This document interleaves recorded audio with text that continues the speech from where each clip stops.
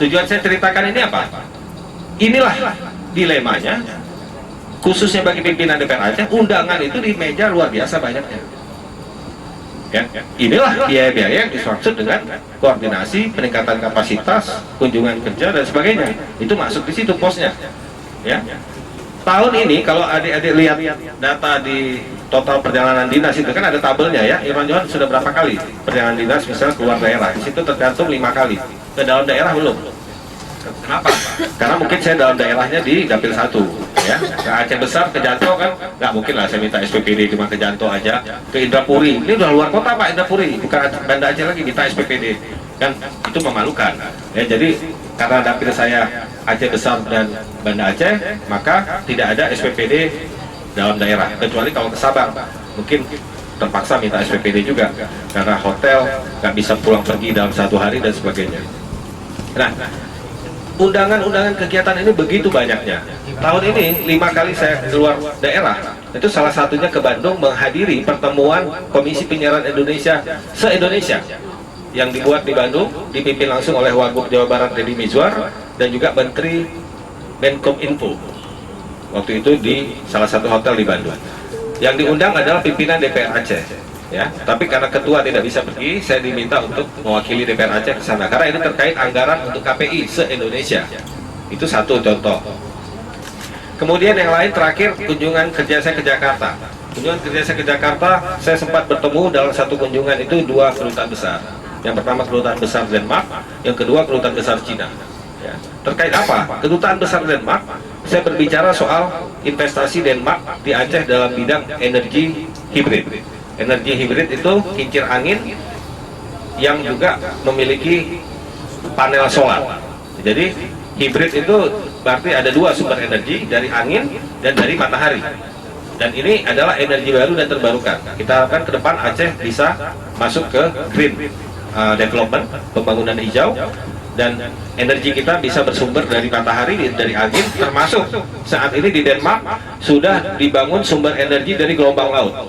Jadi laut itu kan tidak pernah berhenti bergelombang, dia bergerak terus laut. Nah, gerakan gelombang laut itu bisa menjadi sumber listrik, bisa dikonversi menjadi sumber listrik, dan itu sudah diterapkan di Denmark. Saya diundang oleh Dubes Denmark untuk berbicara soal itu karena pada saat ada acara 10 tahun perdamaian ya, 10 tahun perdamaian 2015 kemarin di Hermes, saya bertemu duta besar Denmark di Hermes, dan kemudian ada tindak lanjut pertemuan. Bahkan saya diundang juga oleh duta besar Kanada di Jakarta, yang sudah kemarin duta besar Kanada datang ke Aceh bertemu di Hermes terkait kekerasan terhadap perempuan dan anak. Saya diundang balik ke Jakarta untuk menindaklanjuti pembicaraan tersebut juga oleh Komnas Perempuan. Tapi belum saya iakan, belum saya jawab. Kedutaan besar Cina apa? Saya membicarakan soal investasi pabrik tekstil di Aceh. Mereka sudah menanyakan berapa UMP di Aceh dan sebagainya, ya, termasuk kebukaan ada kaitannya dengan sumber energi. Dengan Denmark tadi ya, saat ini di Kelung Raya itu sudah mulai dibuka tenaga matahari, tenaga angin ya, kincir angin sudah ada di Kelung Raya kalau mau lihat ya, itu tapi baru sebatas untuk cold storage dan industri kecil nelayan. Nah, ini kalau kita kembangkan nanti bisa untuk industri lebih besar dan untuk masyarakat setempat, termasuk untuk pembangunan pabrik tekstil yang akan diinvestasi atau ditanam modalnya oleh pemerintah Cina. Dalam bulan ini saya diundang ke Medan untuk bertemu dengan Konsulat Jenderal Cina di Medan. Kalau anggaran tidak tersedia untuk menanggapi hal-hal seperti ini, undangan-undangan seperti ini, ya tentu kita tidak bisa kemana-mana dan tidak bisa melakukan apapun untuk mempercepat proses pembangunan misalnya. Oke lah, silakan teman-teman berpendapat, ini pembenaran saya. Tapi saya cukup selektif memilih mana yang kira-kira memiliki dampak, mana yang perlu ditindaklanjuti dan mana yang tidak. Saya hindari seremonial, ya. Pembukaan Sabang Fair, saya kira nggak saya hadir juga nggak apa-apa. Ya. Pembukaan Popda di Laksa, saya nggak hadir juga nggak apa-apa.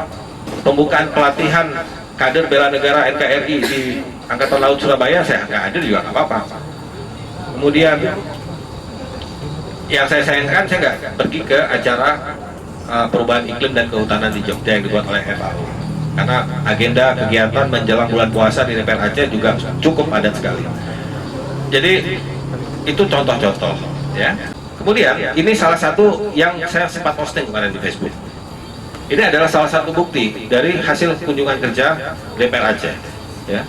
Sekarang teman-teman pasti tahu, saya selalu posting ya. Pak Mahmudi tadi menanyakan, tidak ada info ke masyarakat dari kunjungan kerja. Saya insya Allah semua kunjungan kerja saya posting di Facebook. Kemarin pertemuan saya dengan Badan Ketahanan Pangan Pusat, Badan Ketahanan Pangan Sumut dengan FAO, itu saya posting di Facebook kegiatan tersebut. Kemudian ini juga tadi baru saya posting. Ini sebuah surat keputusan dari DPR Aceh ya, yang membuat rekomendasi agar 144 hektar HGU PT Rapala yang bersengketa dengan masyarakat di Tamiang agar dikembalikan kepada masyarakat.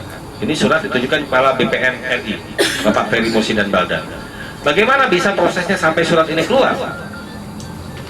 Pertama, saya duduk di DPR Aceh, belum menjadi wakil ketua, sekelompok masyarakat dari Tamiang itu sudah datang.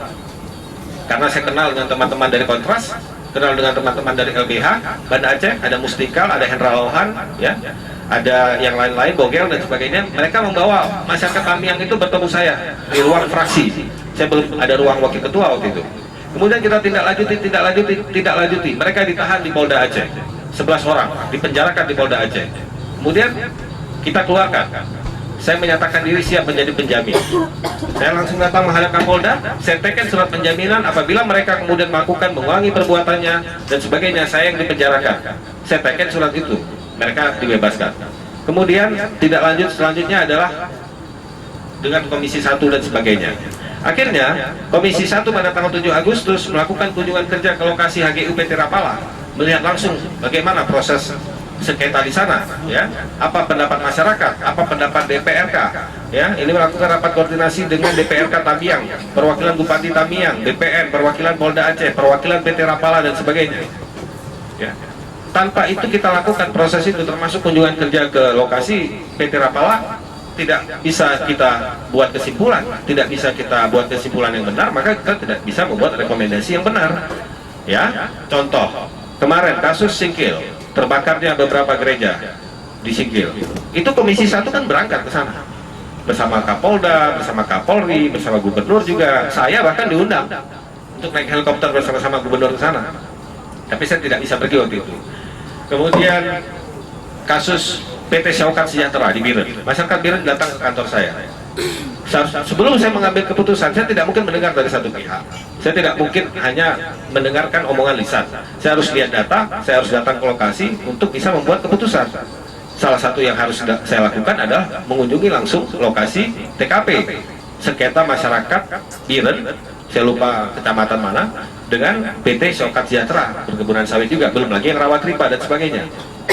Baru-baru ini ulang tahun Kabupaten Singkil, tanggal 20 berapa saya lupa, 20 April atau berapa, saya diundang ke Singkil untuk menghadiri peringatan ulang tahun Singkil, karena saya hadiri seminar yang dibuat oleh mahasiswa Singkil di sini tentang potensi kelautan dan perikanan Aceh Singkil. Saya hadir sebagai salah satu pembicara, dan Yarmen Dinamika dari Serabi, kebetulan dia putra Singkil, juga hadir dalam pertemuan itu.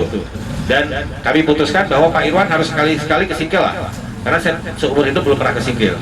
Oke, nanti kalau ada peringatan ulang tahun Singkil, saya akan datang. Saya akan lihat potensi apa dan apa yang bisa dibantu oleh DPRA terhadap pembangunan Kabupaten Aceh Singkil. Kalau perlu saya ke Pulau Banyak untuk melihat potensi terumbu karang di sana. Kemudian apa yang bisa kita lakukan untuk nelayan di sana, untuk meningkatkan potensi perekonomian nelayan misalnya. Nah, ini coba, boleh dibagi juga adik-adik, ini sebagai bahan kajian aja, apakah selamanya kunjungan kerja DPR Aceh itu tidak membawa dampak misalnya.